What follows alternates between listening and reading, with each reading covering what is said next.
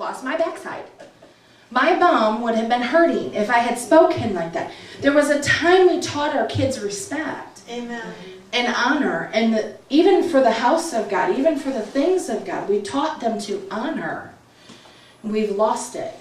We've let our kids get angry and bitter, and they say whatever they want, and they can just run their mouth. And part of the problem is Facebook. Because people can go on there with no accountability and run their mouth and think they have the right. Listen, we all have a right, but none of us have responsibility. Yeah. There's a problem. That's right. This showed me, look, we have come into a greater kingdom, and yet that kingdom still has a demand. God's demand didn't change from the old to the new. The demand is still there, and what is it? He is holy. That's right. Yeah. We want so much to talk about God's love. But God is love, you have to love me. The word only says God is love 3 times. Go find it yourself. The word says God is a consuming fire 3 times. 3 times. Deuteronomy 4, Deuteronomy 9, and Hebrews 12. The same amount of times it says God is love.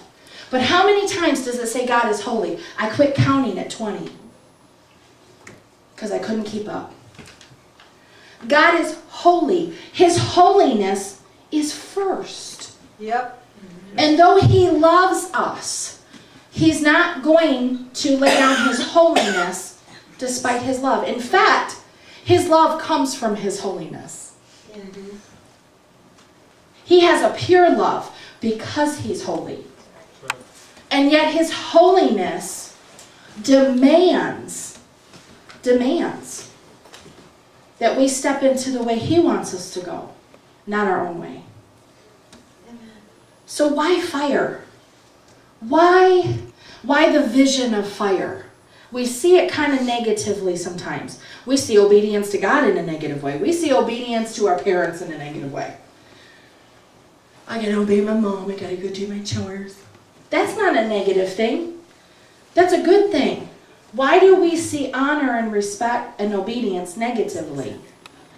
Because the world has taught us to rebel. To rebel.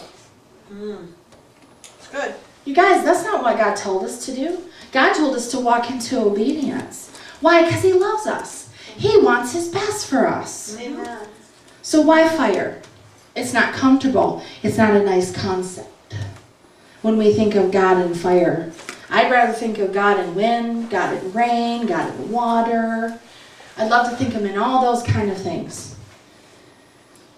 But the truth is, fire has very interesting facets to it. Fire is light. You can't be around fire and not see light. That's what it is. It's heat. Fire gives off heat. You ever had cold fire? Fire is glory. There's a glory to fire. There's something that pulls you and draws you to it. What does glory really mean? Glory is a drawing factor. When you're around something that has glory to it, it actually is like a magnet. It pulls you close to it. When you get around fire, it's like, ooh, pretty. You know, it's that kind of little shiny thing that we all kind of like, we don't realize it burns. You stick your finger in a candle, eventually you're going to feel it. Maybe not at first.